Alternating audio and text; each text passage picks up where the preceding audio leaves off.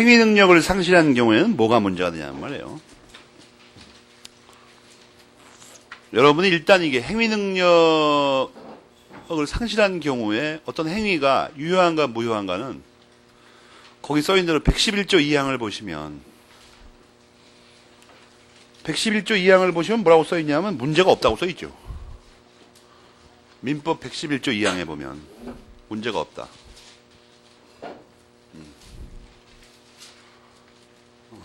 그죠? 물권 행위 후에 행위 능력을 상실하거나 권리 능력 상실해도 문제가 없다고 써있다고. 근데 뭐가 문제가 되냐면 두 번째 줄에 이 등기 신청이 공법행위라는 거예요. 이게 공법행위에는 민법이 적용 안 됩니다. 그게 문제라는 거예요. 그게 등기 신청 행위는 공법행위예요. 그러면 이게 어떻게 되냐는 거야 이거. 안 되는 거예요. 그런데 거기 잘 보면 형식적으로는 공법행위라고 하지만 실질적으로는 그 목적이 오로지 사법상의 재산권 변동에 있으니까 이것이 준용된다고 하는 것이 우리나라의 압도적인 통설입니다.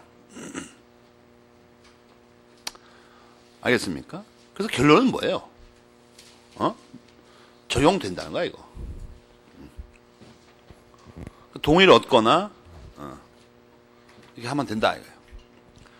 그럼 이제 세 번째는 뭐냐면 사망한 경우에는 어떻게 권리 능력을 상실하면 이것도 111조 2항에 있어서 의해서 물권행위 효력에는 영향이 없는데 물권행위 효력이 없다는 게 정답이에요. 그냥 거기에.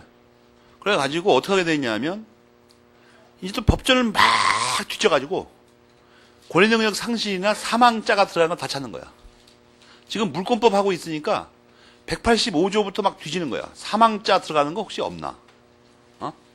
사망으로 일어나는 것 중에 하나가 상속이죠. 187조에 있다는 걸 우리가 알 수 있다고.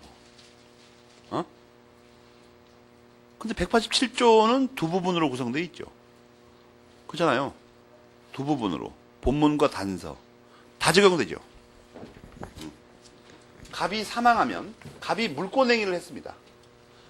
쉽게 얘기해서 을한테 소유권 이전을 해주기로 했어요. 소유권 이전은 물권 변동이니까 물권행위죠. 이걸 했다고. 그다음에 등기를 넘겨주기 직전에 교통사고로 한많은 운명을 총쳤어요. 알겠어요? 집 팔아가지고 라스베가스를 한번 가보려고 했었는데 운이 닿지 않아서 죽어버렸어요. 교통사고로. 그럼 우리 민법상 이 모든 권리 의무는 어떻게 됩니까? 이게 상속인한테 넘어가요. 응? 상속인에게. 그래서 아들은 또 사실 건실한 학생이었었는데 민법 규정에 의해서 그 돈 다 받아가지고 라스베가스 가면 됩니다. 알겠습니까? 별 문제가 없어요. 이 행위의 효력은 111조 2항에서 문제가 없어요. 그럼 등기를 어떻게 해주냐? 우선 사망과 동시에 아직 등기가 남한테 안 넘어갔으니까 이 사람한테 먼저 넘어옵니다. 187조 본문에 의하면 등기 없이 넘어와요. 그죠? 등기가 필요 없어요. 바로 넘어와 그냥 바로. 근데 단서에 뭐라고 써있냐면 이 처분하려면 이렇게 넘겨줘야 돼요. 이제 이 넘겨줄 의무도 상속했으니까.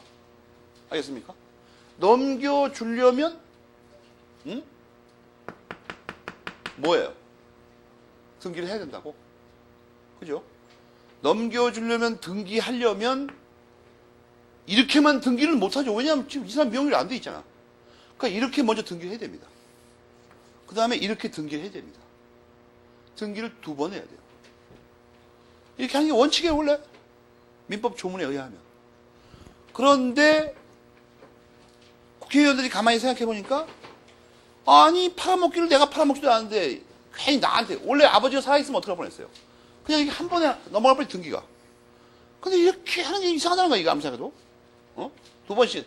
원래 한 번 하면 될 것 같다가 두 번 등기하라고 그러는 게 이상하다 말이. 번잡하기만 하고. 그래서 부동산 등기법에서 특례를 인정했어요. 거기 보면 막바로 등기를 할 수 있다. 거기는 자세히 안 써놨는데 거기 꺾으면 괄호표가 뭐가 있냐면 상속에 의한 등기, 상속인에 의한 등기 그게 있죠. 글자가 한자만 달라요 이게. 상속인에 의한 등기는 상속인에 의해서 피상속인으로부터 매수인에게 직접 할 수 있다는 얘기입니다. 한 다리 건너지 않고. 그러니까 상속인은 둘 중에 한 가지 선택해서 할 수 있습니다. 이 방법 중에 둘 중에 하나를. 그러나 여러분이 상식적으로 생각해도 어떤 미친놈이 상속에 의한 등기를 하겠어요? 뭐라고 등기를 두 번씩이나 해? 한 번만 하지. 그 상속인에 의한 등기를 대부분 합니다. 이게 구별이 어려우니까 글자가 비슷하니까 시험에 자꾸 내지 헷갈리게. 어느 쪽이 상속에 의한 등기냐. 이걸 외울 필요가 없어요. 상속에 의한 등기는 187조에 써 있잖아. 상속이라고. 그러니까 상속에 의한 등기예요, 그냥. 187조처럼 하는 게. 뭘 이게 헷갈리게 뭐가 있어. 법전을 안 보니까 맨날 헷갈리지. 알겠습니까? 그 이상한 생각 하지 말라고. 그런데 그 밑에 동그라미 4번이 중요합니다. 이게 부동산 등기법에 있다 보니까 이거를 또 이런 조문을 가만 놔두지 않는 것이 우리 동의족의 특성입니다. 이걸 또 활용해서 무슨 편법이 없을까? 상속인에 의한 등기 말이에요. 이런 조문을 가만 놔두질 않아요. 그래갖고 사실은 말이에요. 이게 왜 가능하냐면 원래 이렇게만 넘어가기만 하는 것은 등기가 필요 없죠. 아버지 돌아가셨는데 등기 안 하고 있어. 할 필요도 없으니까. 그런데 어느 날 이걸 팔아먹을 일이 생겼어. 자기가 상속인이. 근데 가만히 생각해 보니까 말이에요. 등기 비용도 절약하고, 뭐 등등 여러 가지 궁리를 해갖고 편법으로 원래 하려면 넘어왔는데 내가 팔아먹고 등기해야 되니까 또 두 번 해야 되죠.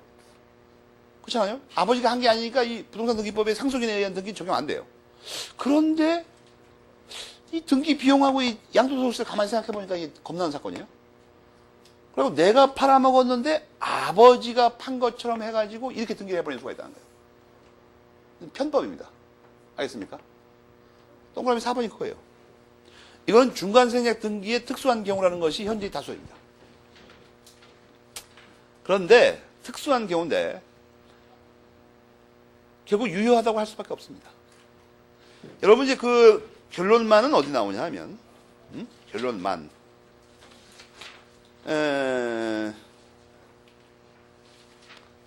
결론만을 얘기하려고 하는데 어디 갔어 이게? 시간적 불합치가 어디 도망가 버리고? 내용적 불합치가 아니야.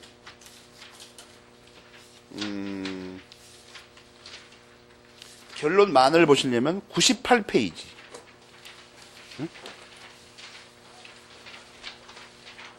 98페이지 두 번째 문단을 읽어보고 결론만 거기다 옮겨 적어요.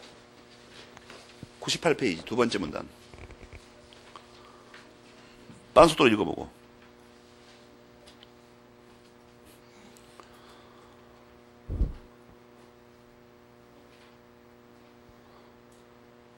유효하다고 할 수밖에 없어요. 중간생략 등기를 유효하다고 하는데 이걸 무효라고 할 수 없는 거 아니야, 이거. 그렇지만 곽윤 선생님 맨 끝줄에서 겁주고 있죠. 벌칙이 적용된다. 거의 적용 안 됩니다. 실제로. 다 속임수 쓰니까.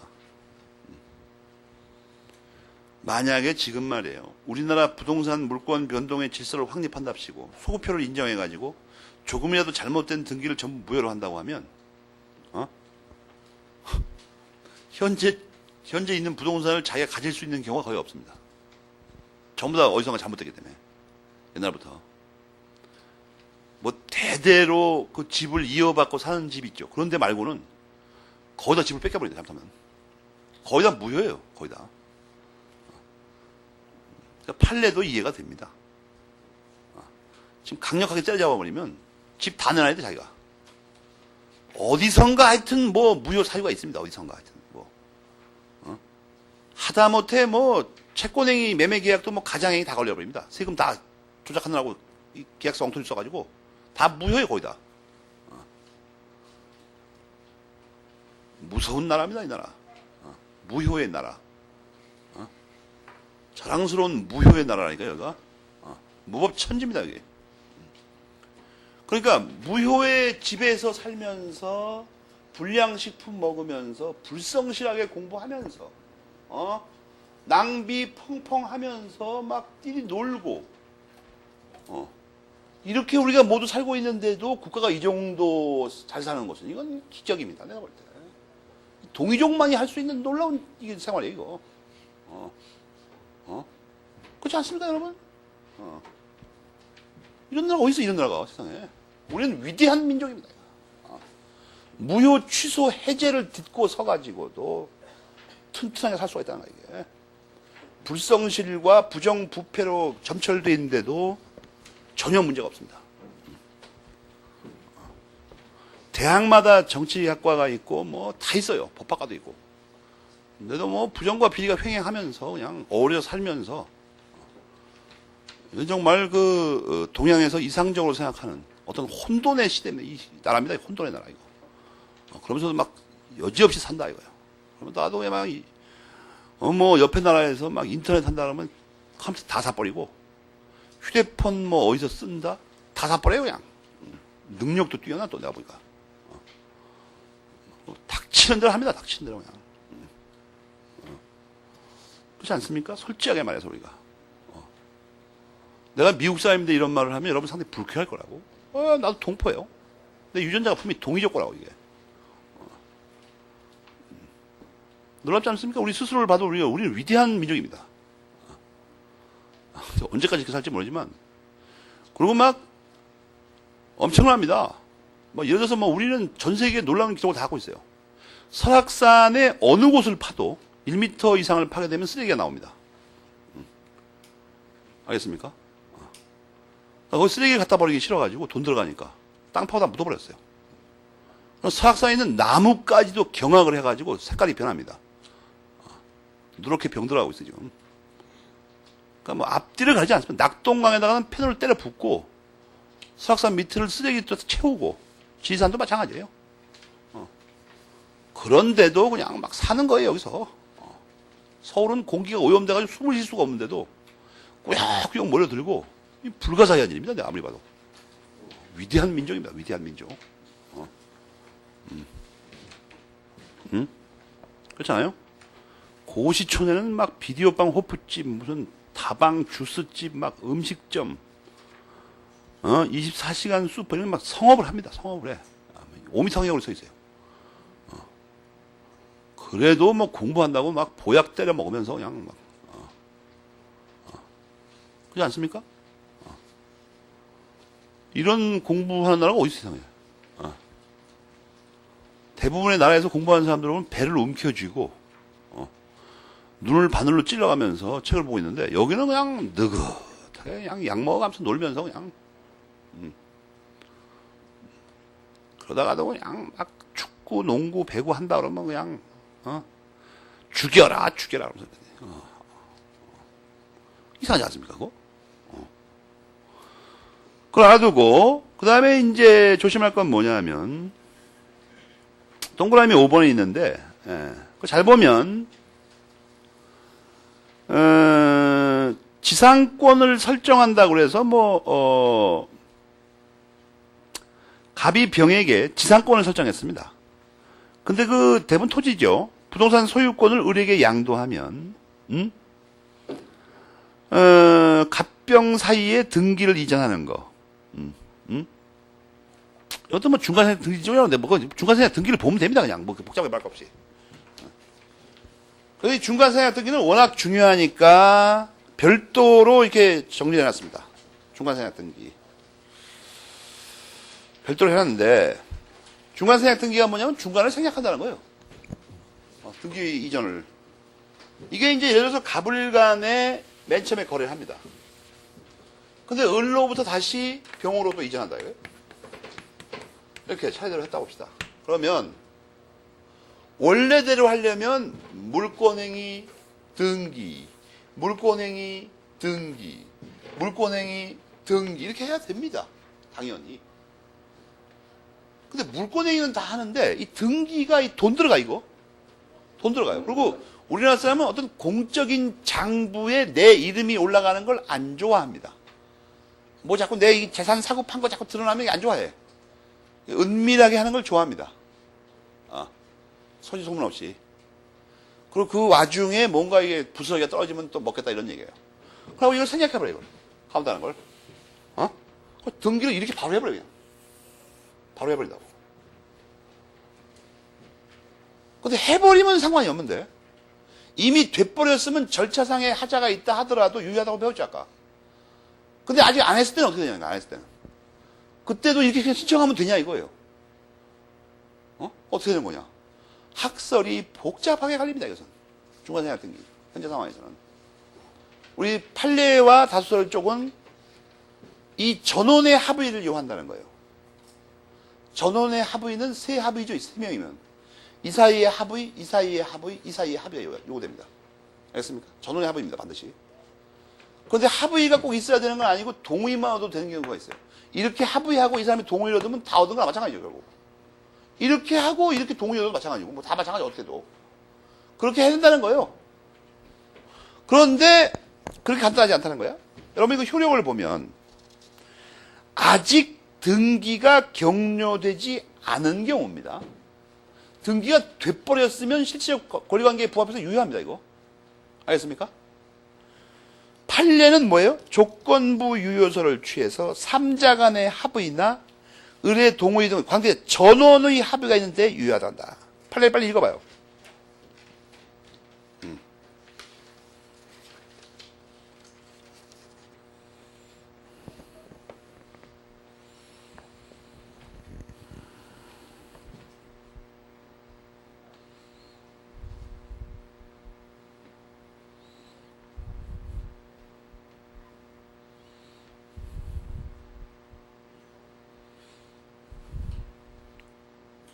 그런 뜻이죠? 그런 뜻입니다. 근데 10페이지의 판례 정리를 여러분 조심해야 됩니다. 우선 첫째 문단과 셋째 문단을 묶어 놓으세요.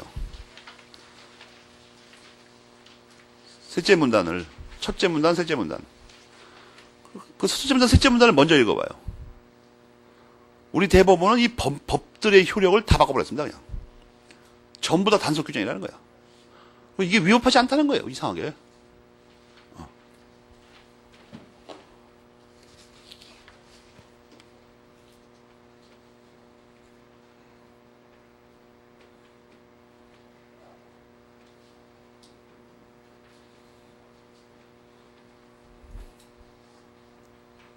알겠습니까? 그 다음에 두 번째 문단을 읽어봐요. 일부가 동의를 안 하거나 하면 이게 137조로 판단한다 이런 얘기죠. 여러분 일부 무효에도 137조 적용한다고 돼 있죠. 이 부분이 판례 이론으로 시험에 낼 것 같습니다. 이 중에 어떤 부분을. 여기서만 해도 지문이 한 너댓 개 나오지 않습니까? 근데 학설은 머리가 어지럽다. 11페이지를 보면 크게 세 가지 학설이 있습니다. 근데 그 뭐 34번 각주에 있는 것이 다수설이라고 할 수 없어요. 왜냐하면 이게 뭐 난립하고 있어가지고.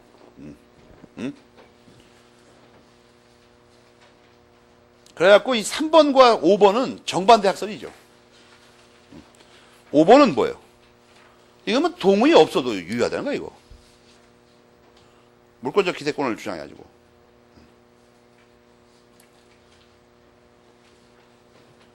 6번 설도 있어요, 그리고.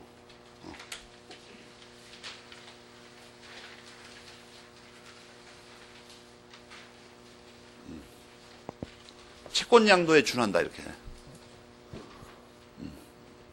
학설이 난립하는데, 여러분이 재미삼아 읽어봐요. 내 생각에 판례를 정확히 이해하고, 나머지는 읽어보면 돼요. 그 어려울 말이 있는 게 아니니까. 물권적 기대권만 좀 설명하겠습니다. 물권적 기대권은 약간 딴 데서 문제가 되니까. 논리적으로는 이게 탁월합니다. 그런데 한 가지 문제가 되는 건 뭐냐면 물권적 기대권이라는 것은 현행 우리 물권법의 체계에서는 이게 또 다른 물권에 유사한 권리라고 하려면 185조의 요건을 충족해야 됩니다. 그죠? 이런 이상한 물권을 만들려면. 그러면 이제 법률에는 당연히 없고, 관습법상으로밖에 인정을 못하지 않습니까? 다만 한 가지 가능성은 있습니다. 뭐냐 하면 법조문에 나와 있는 것 중에 어떤 거를 물권적 기대권이라고 우기면 된다. 그걸 어디서 우리가 그런 단초를 볼 수가 있냐면 14페이지에 있는 조문들을 읽어봐요.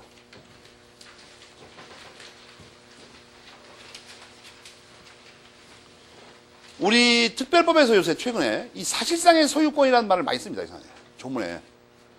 이 사실상의 소유권이 뭔가에 대해서는 논란이 약간 있지만 여러분이 그 밑에 52번 판례를 참조하면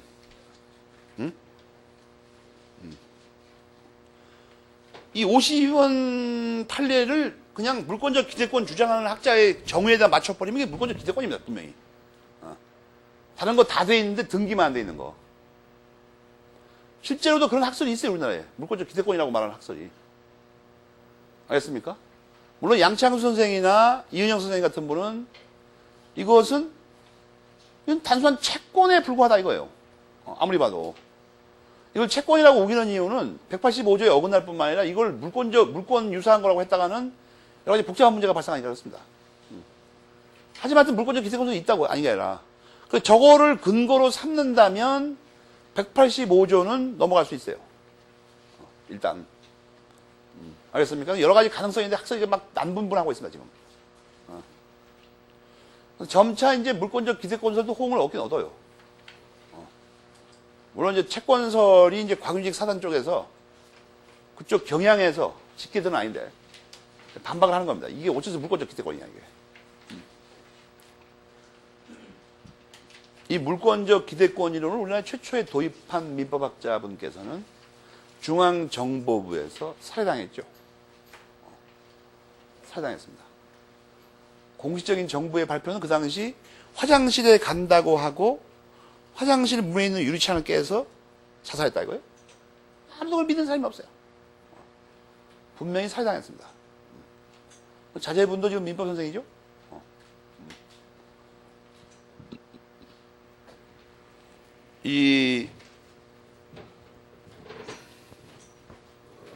여러분들이 이렇게 크게 보면은 경부고속도로를 냈다. 뭐 잘못된 게 아닙니다. 잘한 거, 잘한 거. 근데 곳곳에 숨겨져 있는 사실을 다 들추면 혈압이 오르기 시작합니다. 이제 또 슬슬. 박정희라는 놈에 대해서. 독일에 유학 가서 공부하고 있는 사람을, 그것도 더군다나 국립대학의 서울대 민법 교수인 사람을 북한하고 관계가 있다고 납치를 합니다. 그리고 중앙정부에서 고문하다 죽여버립니다. 그거를 지휘하고 직접 실행에 참가한 사람들 전부 다 잘 살고 있습니다, 지금.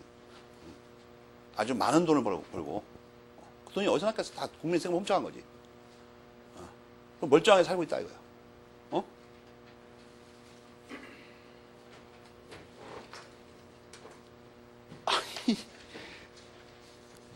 처자가 서울에 있는 민법 교수가 유학 갔다가 왜 갑자기 간첩이 됩니까?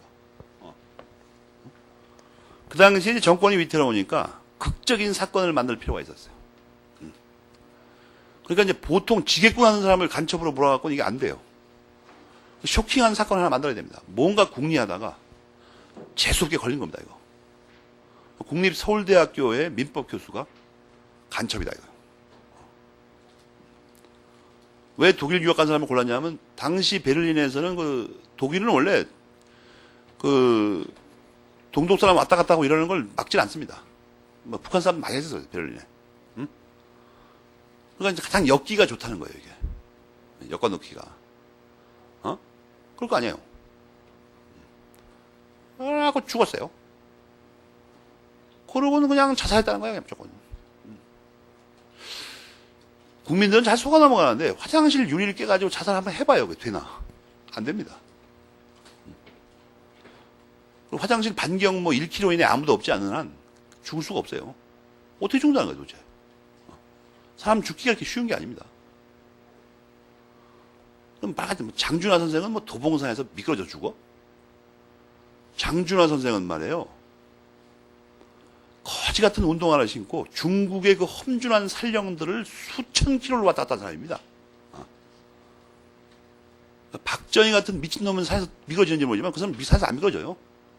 중국에 한번 가봐요. 산이 어떻게 생겼나. 도봉산 같은 거는 산이 안 돼요, 저거는.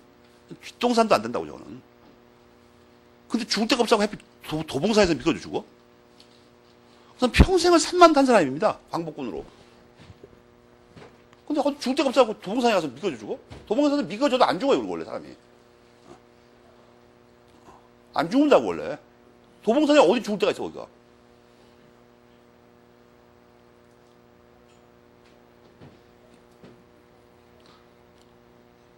장준하 선생은 이해가 됩니다. 왜냐하면 항상 열등감을 느꼈어요, 박정희가 원래. 그분은 광복군 출신이죠. 자기는 일본군 출신이고. 광복군 잡아서 훈장 받은 사람이 광복군 출신의 사람을 열등감에 사무쳐가지고 병적으로 되는 것은 뭐 이해가 돼요, 그래도 어느 정도. 근데 민법군수를 왜 죽이는 거야?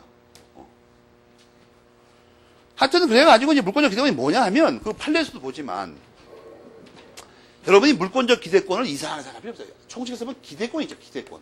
그것만 하는 거예요. 권리의 성립 요건 5가지가 있으면 한 4개, 뭐 3가지가 있으면 한 3개까지 갖추고 어떤 한 가지만 아직 못 갖춘 거 말하는 거예요. 알겠습니까? 어떤 한 가지. 물권이 나중에 승계 취득되거나 이렇게 된 물권이 유효하게 성립하려면 등기가 있어야 되죠. 물론 물권적 합의 뭐 등등등 필요한 거 다 갖추고. 근데 이 등기 하나만 못 갖추면 그냥 기대권이 됩니다. 알겠습니까?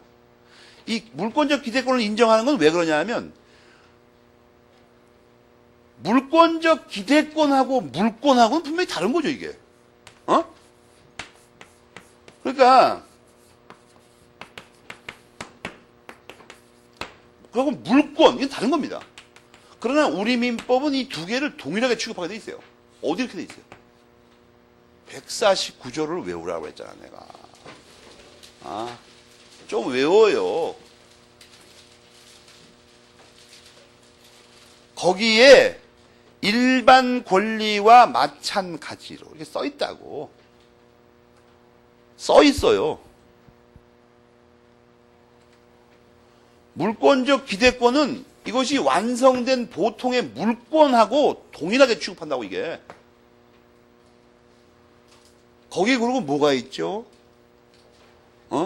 거기 처분할 수 있다고 돼 있죠. 즉 양도성을 부여하려고 그러는 거예요, 이게. 물권처럼. 물권이 강한 양도성을 갖고 있다고 배웠죠. 그걸 이끌어내려고 합니다, 지금. 채권이 아니라고 하려고. 물권의 어떤 속성을 활용해요? 강한 양도성. 물론 절대성, 직접성 다 활용합니다. 그걸로 설명하면 된다, 이거예요. 알겠습니까? 그래서 그러면 기억하면 되고, 그 다음에 이제 지난번 책에 있다가 이번 책에서 곽윤 선생님 책에서 삭제된 부분이 하나 있습니다. 그게 이 프린트물 12페이지 미등기 부동산 양수인의 법적 책임입니다.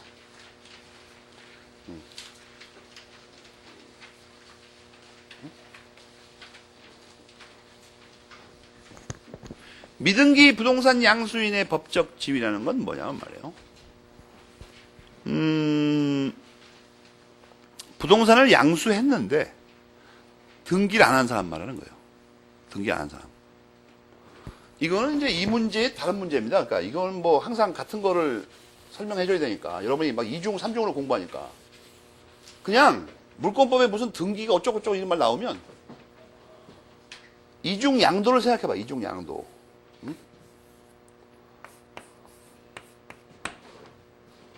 매매 계약을 맺었는데 이렇게 매매 계약을 또 맺고 등기를 이리 넘겨버렸어요. 그래서 이 사례에서 이건 잠시 빼고 이 등기하기 직전을 생각해봐. 이 둘 사이에. 등기 아직 안 넘겼어요. 조금 이따가 넘겨주려고 그래. 안 넘겼다고 아직. 그런데 그 조금이 갑자기 조금이 아주 오래 걸려버리는 거예요. 근데 그런 경우가 있는데 그건 소멸시에서 배웠고 조금이든지 뭐 오래든지 상관없어요. 등기 아직 안 넘어가는데 뭐 돈 다 주고 다 했는데 다만 들어가 살고 있어, 집에. 부동산을 인도받아서 점유하고 있다고. 등기는 아직 안 했어요. 그런데 이렇게 돼 있으면 그러니까 등기하기 직전 거 말하는 겁니다. 등기 안 하고 있으면 등기 이쪽으로 안 넘겼다는 말은 무슨 말이냐면 등기가 아직도 여기 있다는 말이죠, 그냥. 안 넘겼으면 여기 있지, 어디 갔지가. 그런데 등기가 여기 있으면은 우리 법상 이쪽으로 유효한 소유권 이전이 안 일어났으니까 소유권이 그럼 어디 있다는 거예요, 법률상? 여기 있다는 거야, 그러면. 아직도. 아직 안 넘어갔기 때문에 등기 안 했으니까. 그럼 이 사람이 법률상 소유권자입니다. 법률상 소유권자면 아직도 213조를 행사할 수 있죠. 왜냐하면 점유는 병의하고 있으니까 또 213조를 행사할 수 있다는 결론이 나와 이렇게는 때를 맞추면. 그런데 여러분이 들어보면 알겠지만 그건 뭐가 이상하죠, 상식적으로 생각했을 때. 다 팔아먹고 돈 다 받고 집까지 넘겨준 놈이 그 등기명의가 나한테 있으니까 달라고 할 수 있다고 그러면 집을 어떻게 사요, 우리가 겁나서. 항상 잔금을 주고 아직 등기 안 한 상태가 항상 생기게 돼 있어요. 점차 이제 속도가 빨라지니까 좀 줄어드는 편이지만 당일날 등기가 이루어지는 경우가 거의 없다고. 그러니까 항상 이게 어떤 차이가 생긴다고, 이게. 그럼 그 사이에 그걸 달라고 할 수 있다고 하면 그거 뭐 웃기는 말 하냐고. 지금 못 사는 거예요, 이건. 팔고 즉시 달라고 하면 되니까. 그러니까 이게 결론상 그걸 인정하면 안 됩니다. 저 경우에 갑의 병에 대한 소유권에 기한 물권적 반환 채권의 행사를 허용하면 안 된다고, 분명히. 근데 그 병 쪽에서 그거를 거절할 수 있는 근거가 뭐냐는 거야, 정확하게. 뭘까? 이게 쉬울 것 같지만, 이 사람이 만약에, 이게 문제의 논리를 알려줄게요. 이걸 어떻게 이 사람이, 근데 이게, 그러니까 법리상으로는 그런데, 상식적으로 판단하면 이게 병이 이걸 거절할 수 있어야 되는데, 그 논거가 뭐냐를 따지는데, 맨 처음에 생각하는 게, 역시 법조문이죠. 법조문 중에서도 문제된 법조문 자체를 보는 게 가장 정확합니다. 213조 자체를 봐봐요. 거기에 어떤 해결 방안이 하나 있긴 있죠. 이 사례에 맞는지 안 맞는지는 모르지만. 뭐가 있어요? 점유할 권리가 있다고. 그렇잖아요. 병에게 점유할 권리가 있으면 거절해도 된다고 돼 있잖아, 거기. 그래서 이거 대입해봐야 되죠. 점유할 권리가 병에게 있을까? 여기서 점유할 권리가 뭐 같아요? 임차권이라는 채권이거나, 다른 뭐, 점유할 수 있는 권능을 가진 채권이나, 아니, 물권 중에 뭐, 지상권 중에 용익물권 같은 거 있죠. 이런 게 있어야 됩니다. 뭐, 유치권이라든지. 그죠? 근데, 물건을 사고, 아직 소유권 안 넘겨받은 사람은 거기 해당 안 돼요. 아무리 봐도. 해당이 안 된다고. 소유권 이전 의무에 소유권 이전한, 매수인이 그걸 점유할 권리가 있다는 얘기는 못 들어봤어요, 우리가. 소유권만 넘겨받으면 되지. 그렇잖아요. 그러니까 이게 만만치 않은 겁니다. 무슨 점유할 권리가 있는 거지, 도대체가, 매수인이. 차라리 임차권을 가지고 있으면 말이 금방 되는데, 이게 이상한 거예요. 물건 사면 점유할 권리가 있다는 게 말이 더 이상하다고, 이게. 그래서 학자들은 머리를 쥐어뜯으면서, 이게 안 되네, 이게. 안 돼. 점유할 권리가 안 되는 거야, 이거.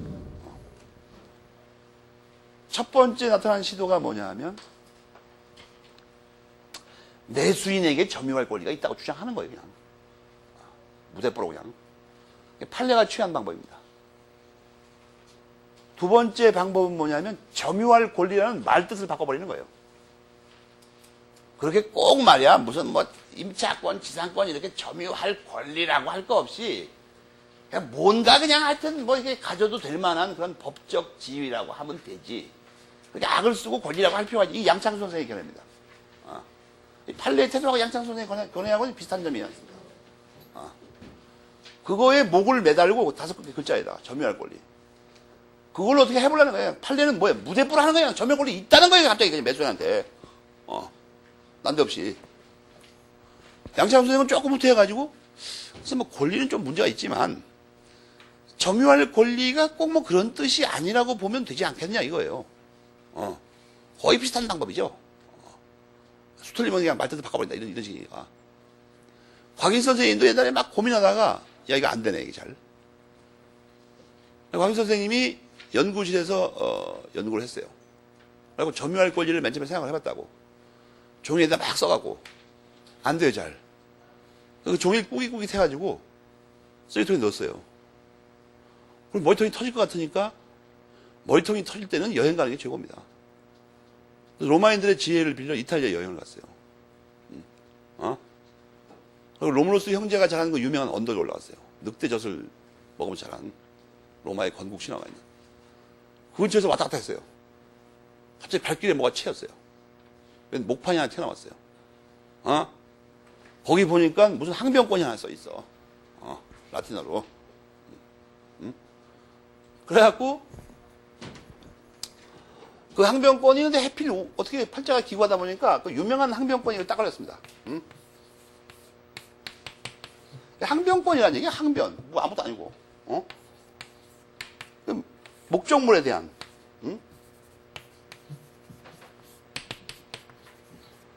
이게 매각돼요. 양도 뜻이 양도. 파먹은 거. 이건 엔드고, 그 다음에 인도. 끝에가 이렇게 해서 전부 이 목적격입니다. 그래갖고 매각된 거. 또 인도된 거의 항변, 매각되어 인도된 물건의 항변이라는 뜻입니다. 줄여서 매도된 물건의 항변이라는 말도 써요. 영어에서 지금 살아남아있죠. 이 익셉션이라는 단어로 남아있잖아요. 그래가지고 그걸 갑자기 목판을 주워보다가 이런 훌륭한 게 있었구나. 그걸 빌려다가 썼어요. 주장을 했어. 지난번 책까지. 매각된 물건의 항변을 주장해가지고 그거에 기해서 거절할 수 있다 이렇게 말해요. 그런 편법이 또 나왔어요. 그런데 이제 강윤식 선생님이 연구실을 잠깐 비우고 로마에 간 사이, 이 대법관들이 원래 사건이 들어왔어, 진짜로. 그래갖고 쥐어뜯고 고민하다가 민법 하면 광노인 내니까 찾아가면 답을 얻을 수 있을 거다. 찾아갔어요. 근데 없는 거야, 자리에. 지금 판결을 내려야 되는데. 연구실을 뒤지다 보니까 아무것도 안 나와요. 근데 쓰레기통에 보니까 뭔가 종이 하나 있어, 이상하게. 그래갖고 펴갖고 다리미를 폈어요. 뭐가 써있나. 그랬더니, 마침 그걸 연구하고 있던 중이에요. 거기 보니까 뭐 213조의 점유할 권리를 활용하는 방안이 써있어. 이거구나, 이거. 대법원은 그거 펴갖고 가서는 판례를 낸 거예요. 점유할 권리가 있다. 오늘까지도. 지금 말한 것 중에 어떤 부분은 거짓말이고 어떤 부분은 진짜입니다. 알겠어요? 예를 들어서 뭐 쓰레기통을 뒤지다가 뭐 놀랍게도 그걸 발견한다. 이런 것은 좀 약간 의심스러운 거예요. 그러나 그 이론을 빌려가면 맞는 거예요. 알겠습니까? 여러 가지 이론들이 나왔다고 그래갖고 학설이 복잡해 지금. 그러면 문제의 소재를 먼저 읽어봐요, 여러분이. 뭐가 문제일까 이게? 차례대로 보자고 이제 우리가.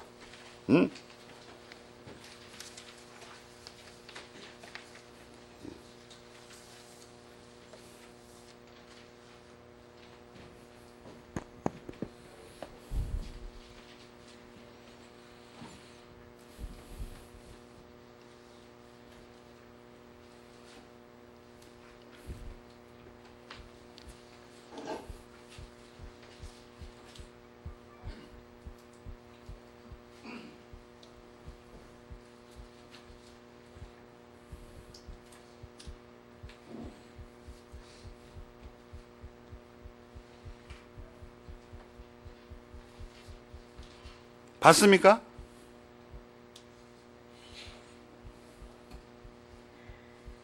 봤죠? 그리고 그 밑에 판례 태도가 나오죠. 판례는 무조건 매매 계약의 효력으로 점유 사용할 권리가 있다는 거예요, 갑자기. 어째서 그렇게 되는지는 모르지만. 판례가 만약에 이게 말이 되면 뭐 하려고 이렇게 학설이 많이 나오겠어요, 이거. 학자들이 볼 때는 이게 매우 허망한 주장이라는 거예요. 밑도 끝도 없이 이거. 우리 대법원은 이런 짓 잘합니다. 그거 타는 거예요, 그냥.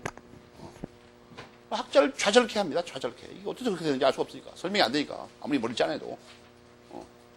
그런데 학설들이 나옵니다.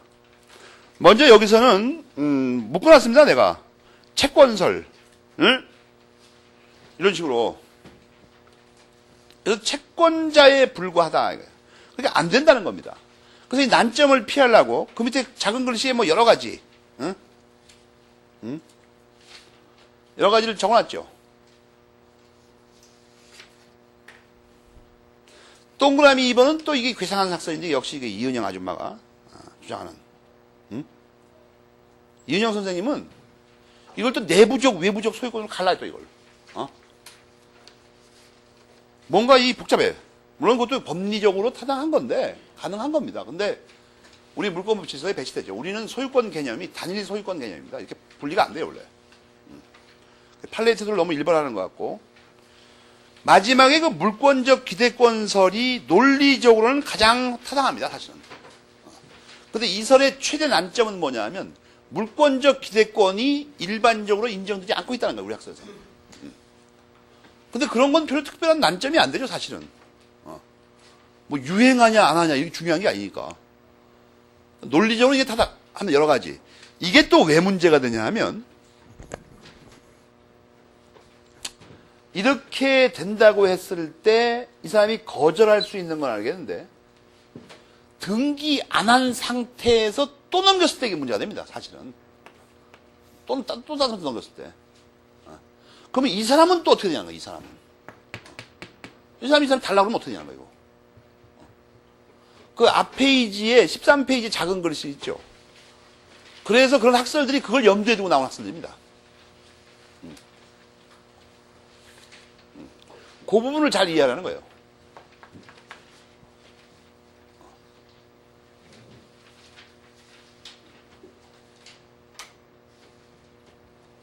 대법원은 간단합니다. 점유 사용할 권리가 있고 그걸 또 넘겼다는 거예요, 그냥. 또 넘겼다. 그건 못할 거 없다. 물론 이렇게 말하면 말은 간단한데 이 법리가 이상하다는 거야, 아무 생각이. 어째서 갑자기 그렇게 되는지. 중요한 건 매수인에게 어째서 갑자기 점유권이 나타난다는 거야, 이거. 매수해서 소유권을 넘겨받으면 점유 사용권이 있는 건 말할 필요가 없어요, 그거야. 그 단지 이제 넘겨받을 지위에 있다는 사람이 어째서 갑자기 점유 사용권을 갖는지를 모르겠다는 거예요, 이거. 어째서. 알겠습니까? 여러분 이런 생각을 하는 사람들이죠. 지금 들어가 살고 있다면서 점유를 하고 있네, 그러면. 그죠? 점유를 하고 있잖아, 지금. 그러면 이게 혹시 그거 아닌가? 213조에는 점유할 권리라고 돼 있죠. 나중에 배우겠지만 점유하는 권리하고 할 권리하고는 다른 겁니다. 점유할 권리는 본권만 말하는 거예요, 본권. 점유권은 얘기 안 하고. 알겠습니까? 여러분이 그걸 잠깐 보면 그 법조문 읽을 때 뭘 조심해야 되냔 말이에요. 그런 용어를 매우 조심해야 됩니다. 이 점유권은 어디로 갔어, 이거? 점유권의 설정. 여러분이 그 139페이지 교과서 맨 밑에 로마자 2번 있죠. 139페이지. 거기 읽어봐요. 이게 그 법조문 읽을 때 두리뭉실 읽으면 큰일 나요. 점유하는 권리하고 점유권이 점유하는 권리입니다. 그 다음 페이지까지 읽어봐. 점유할 권리하고는 다른 거, 이거.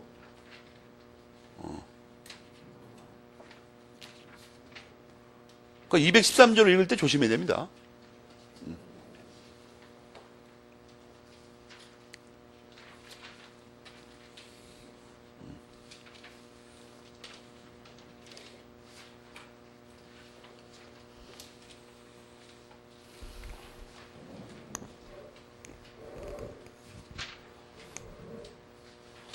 그래서 이게 난점이 생긴 거야, 지금. 점유할 권리가 본권이 어디냐, 이게 본권이. 소유권을 이전받지 못했는데 본권이 어디서 나와, 갑자기. 그래서 문제가 된 거라고요. 그래서 학자들이 판례처럼 쉽게 말할 수 있는데도 못하고, 그렇게 말을 못하고, 법조문이 안 맞아버리니까. 여러 가지 묘수를 짜내고 앉았는 거야, 지금. 이걸 어떻게 말이 되게 할까, 이거. 무슨 말인지 알겠습니까? 그래서 미등기 부동산 매수인의 법적 지위도 자꾸 여러분이 이걸 국리하면서 읽어봐요. 그러면 그냥 막 여러분 학설도 나올 수가 있어. 그 다음에 말이에요. 이게 책이 말이야. 이게 분산이 돼가지고 지금. 헷갈려? 그 다음에 187조가 나옵니다. 187조. 교과서 돌아갑시다. 99페이지로. 법률행위에 의하지 않는. 이걸 다른 말로 뭐라고 통칭 쓴다고요? 법률의 규정에 의한. 즉 187조 말하는 거예요. 그럼 187조에서는 사실 설명할 게 없습니다. 왜냐하면 등기 필요 없대요. 물권행위도 필요 없어요. 물권행위에 의한 게 아니니까 또 이게. 그러니까 그냥 법률의 규정에 의한 걸 그냥 가면 뭐가 논점이냐는 거예요. 이걸 잘 봐요. 이 186조와 187조를 갈라서 규정한 이유가 가운데 가장 중요한 건 사실 실무상으로 뭐냐면 등기부에다가 권리 변동을 기재하게 되면 여기에 우리가 간과하고 있는 게 아니라 가장 명확하게 드러나는 게 하나 있어요. 뭐예요? 권리 변동의 시기가 여기 드러납니다. 몇 년, 몇 월, 며칠 날 누구로부터 누구한테 권리 변동이 일어났다고 그게 나타난다고 저기에. 그죠? 명확하게. 근데 등기부에 의하지 않게 되면 등기가 없게 되면 어떻게 됩니까? 아 이게 황당무계한 거야? 이게 권리 변동이 언제 일어나지 이거? 등기를 하게 되면 등기부를 보면 알아요. 언제 권리 변동이 일어났을까? 등기를 안 하게 되면 그걸 모른다고 이게 언제 권리 변동이 일어났는지. 그러니까 187조에서 사실 논점은 뭐냐 하면 법률의 규정에 의한 각각의 그 경우마다 정확하게 언제 물권 변동이 일어나냐를 알아내는 거예요. 언제. 거기 뭐 등기를 필요하지 않는다. 다시 처분하려면 필요하다. 그런 말은 어려운 게 하나도 없어요, 거기는. 근데 법률의 규정에 속하는 경우에 언제 물권 변동이 일어나니까. 언제. 알겠습니까? 왜냐하면 등기부처럼 이렇게 써놓지 않아가지고 모른다는 아무도. 오늘 나와준 프린트에 예순 문제에 그 시기를 쫙 적어놓은 게 있죠. 시기를 좀 찾아보라는 게 언제 일어나는지. 몇 페이지에 있습니까?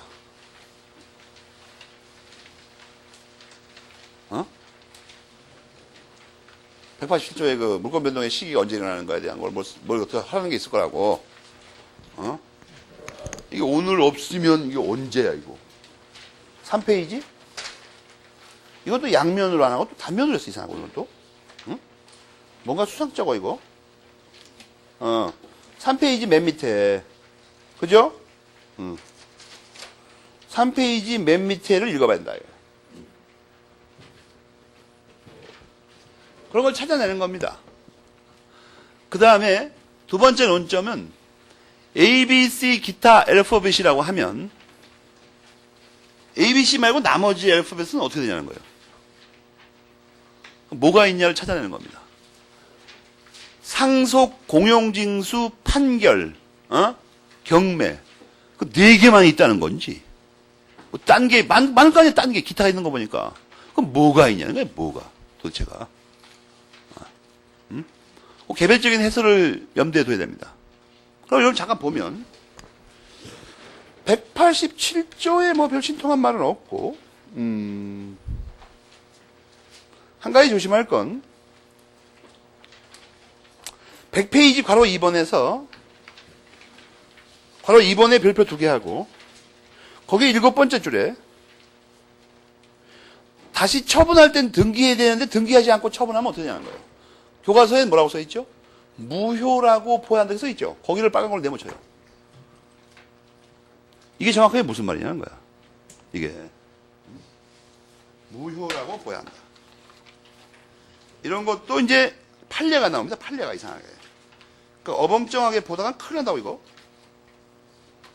그게 어디 나오냐 하면 올라가지고 4페이지에 보시면 그 판례를 읽어야 됩니다.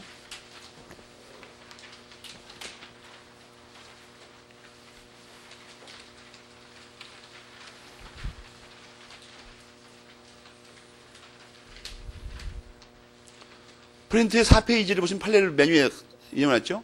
그래서 그 무효라고 보아야 한다의 정확한 뜻을 알아야 됩니다. 알겠습니까?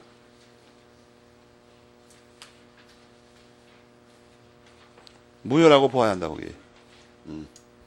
무효라고 보아야 한다를 잘 컬러풀하게 칠해가지고 그 판례를 인용해야 됩니다. 그러니까 무조건 무효가 아니고 채권적으로 유효하다는 거예요.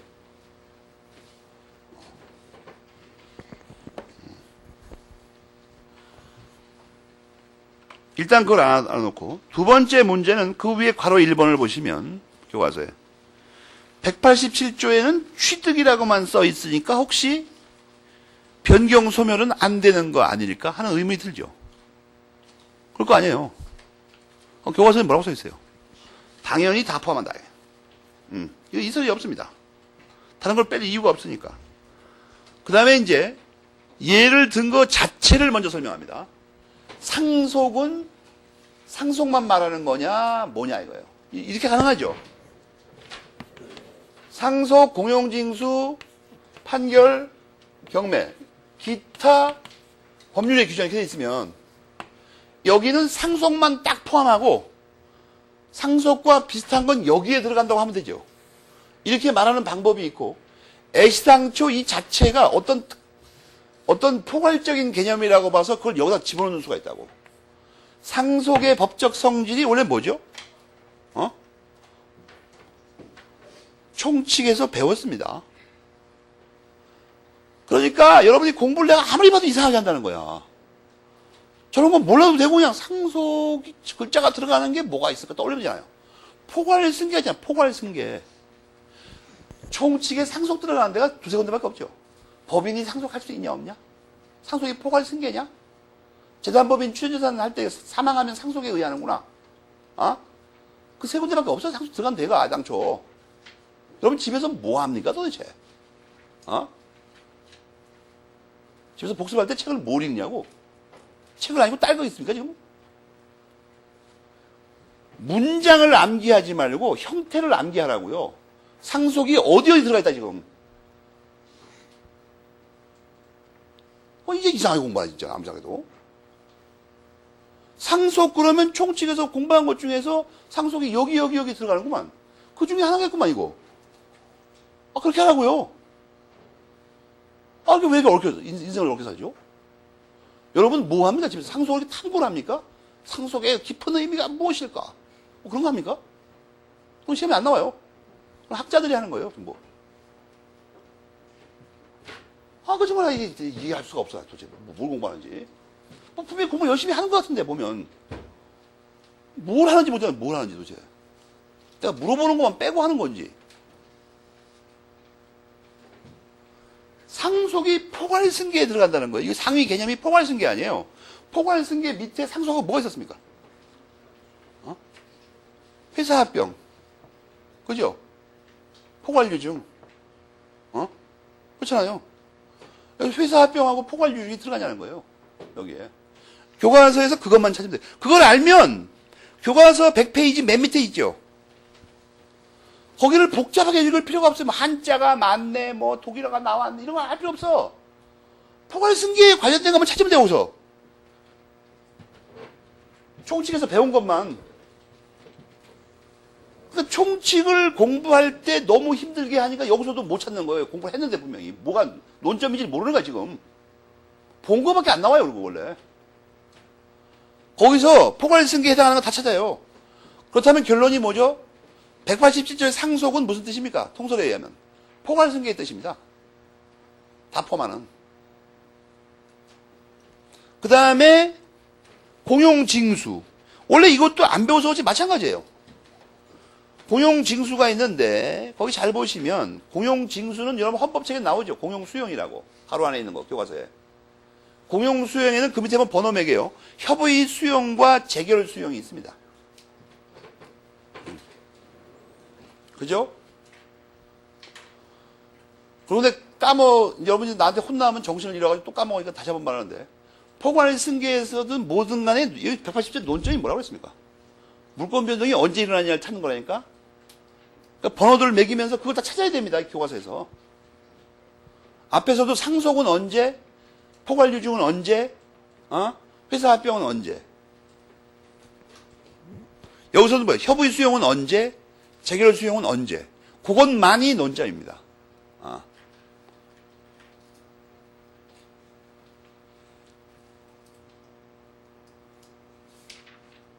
그거 안 찾고 딴 데다 줄치면 전부 다 그 거짓말이에요.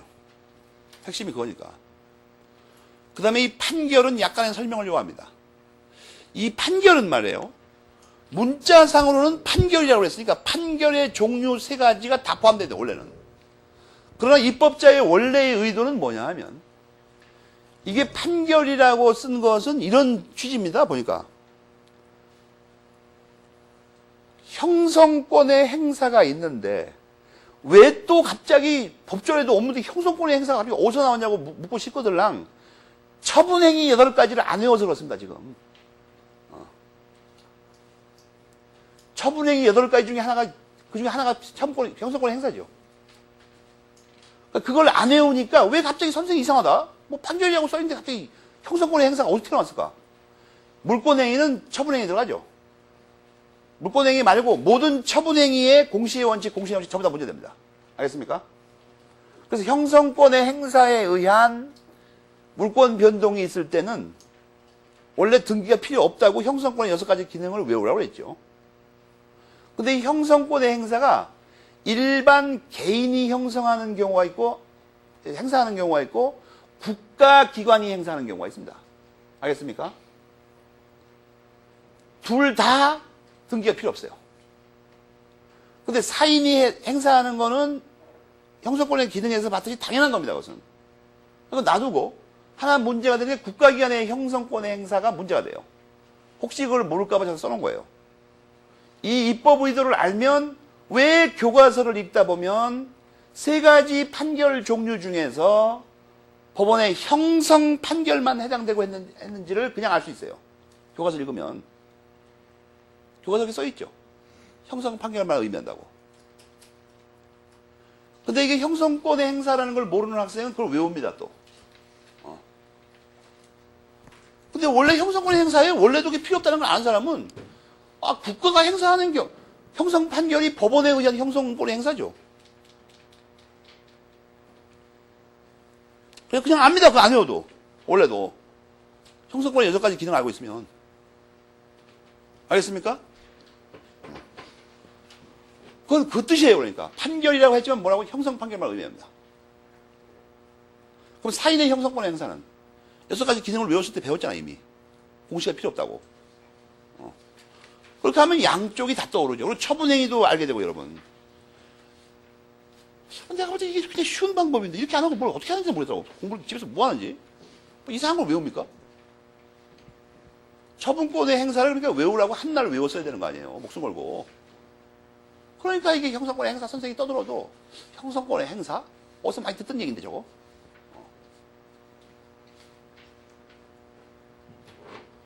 그 다음에 뭐가 남았죠? 경매가 경매.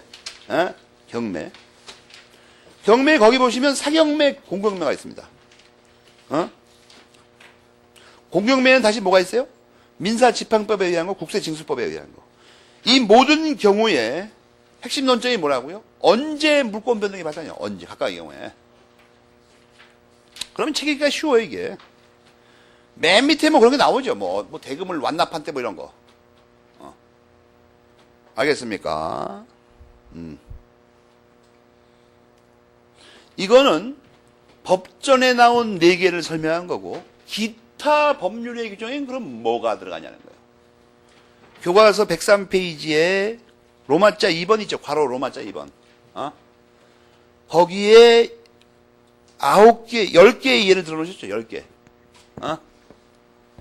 그걸 다 외워야 되냐? 아니요. 시험에 나오는 건 정해져 있어요. 나머지, 예를 들어서 여러분이 외울 필요가 없는 게, 법정자 들어간 건 외울 필요가 없죠. 법정. 그건 법률의 규정을 줄여놓은 말이니까 그냥도 아는 거 아니야, 원래도. 일단 그걸 다 뺍니다. 그건 당연한 거니까. 그리고 이제 안 들어간 것만 체크해봐요. 뭐가 있나. 법정자 다 빼봐, 거기서. 시험에 그래서 뭘 내는 것 같아요? 꼬마 1번, 꼬마 6번, 꼬마 8번, 응? 그럼 뭐 꼬마 10번 정도? 10번 근데 아까 배웠잖아요. 그러니까 뭐 꼬마 1번하고 꼬마 6번 그것만 들이따내요, 시험 문제. 왜냐면 법정자 들어가는 거 객관식 문제 냈다가는 그냥도 고르니까. 잘 모르는 거 있죠. 그냥 읽어갖고 잘 모르는 그런 것만 내요, 시험에다가. 주관식도 그러고. 이 신축 건물에 대해서 시험을 많이 냅니다, 오히려. 신축 건물. 신축 건물은 건물을 신축한다는 건 이건 의사표시가 아니죠. 그렇잖아요. 그냥 사실행위거나 뭐 이런 겁니다. 그게 무슨 건물을 짓는데 무슨 법률효과의 발생을 의혹하는 거 아니에요. 그러니까 건물을 짓는 겁니다.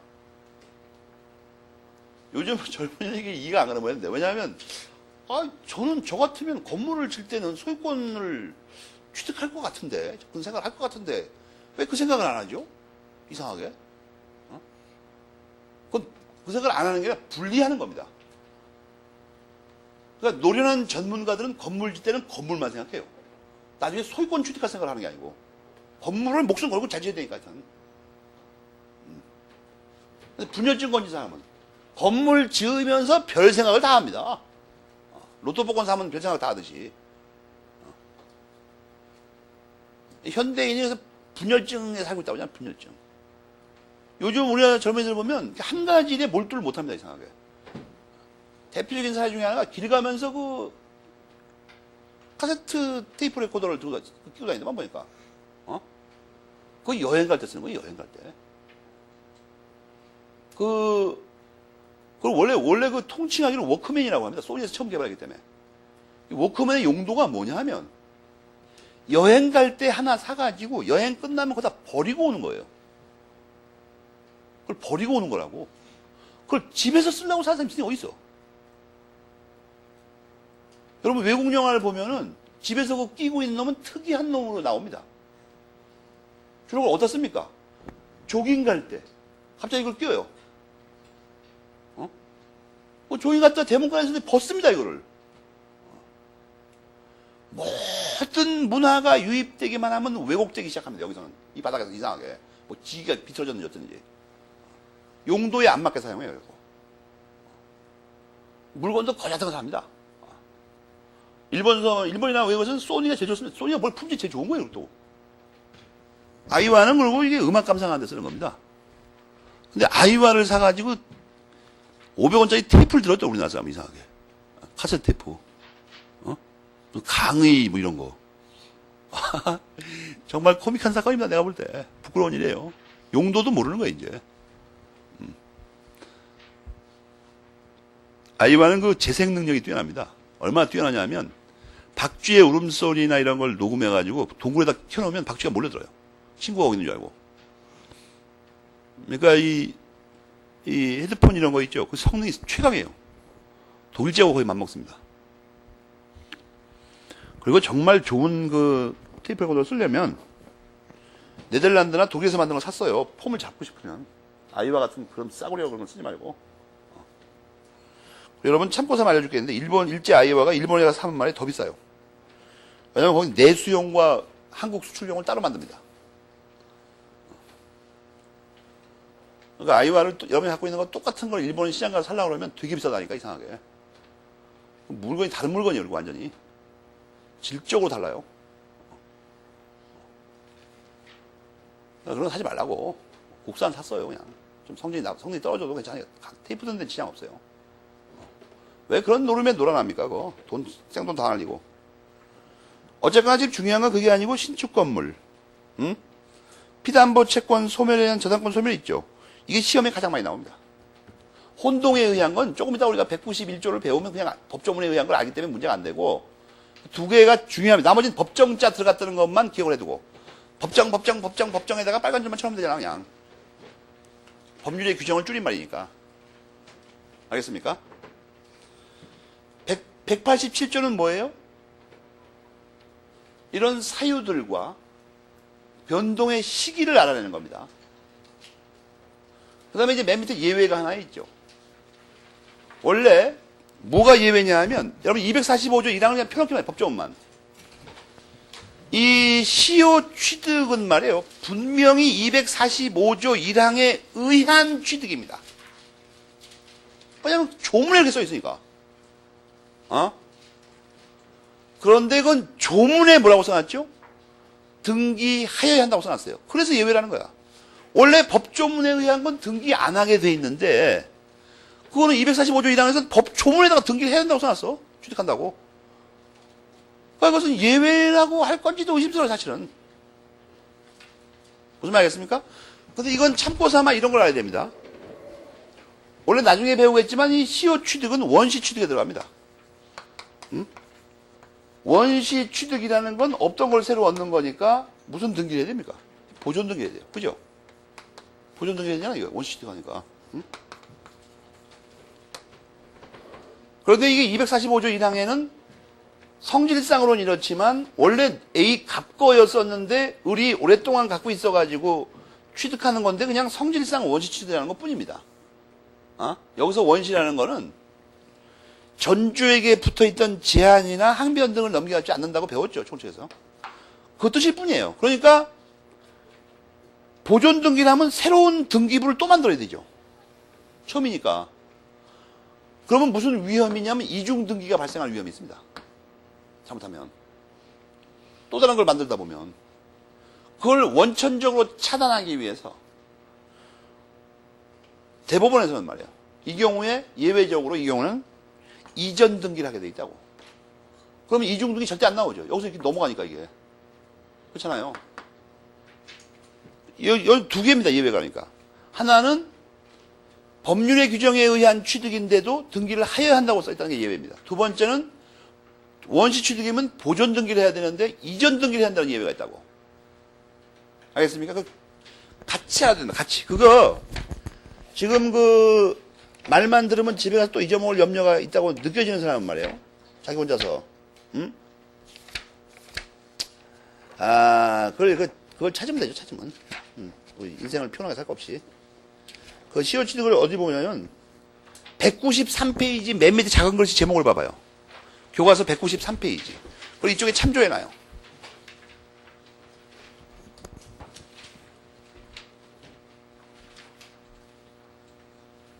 맨 밑에 작은 글씨 제목이 그거죠. 이전 등기를 해야 하는 이유. 두 가지 점에서 예외입니다. 이것은.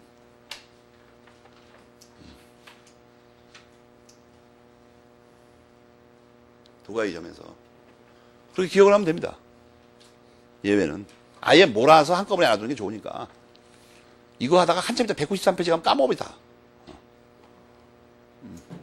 양쪽에 서로 페이지를 인용해 놓으면 두 번씩 볼 거 아니에요.